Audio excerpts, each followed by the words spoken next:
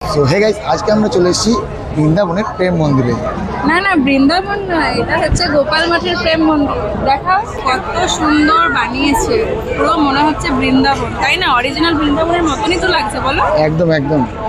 দেখো এদিকটা কি সুন্দরভাবে সাজানো গোছানো পুরো রয়েছে। দেখো মাঝখানে রয়েছে ভগবান শ্রীকৃষ্ণ।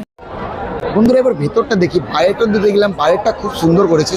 এবার ভেতরে গিয়ে দেখি প্যান্ডেলের থিমটা কি রকম করেছে। বন্ধুরা, শুরুতেই দেখে নেবো এন্ট্রান্সের ডেকোরেশনগুলো। দেখতে পাচ্ছ কত সুন্দর ডেকোরেশনগুলো করেছে।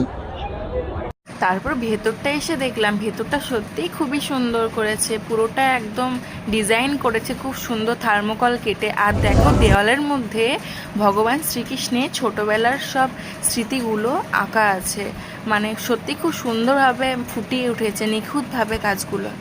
এদিকে রাধাকৃষ্ণের একটা খুব সুন্দর মূর্তি তৈরি করেছে। সত্যি মূর্তিটা খুবই সুন্দর।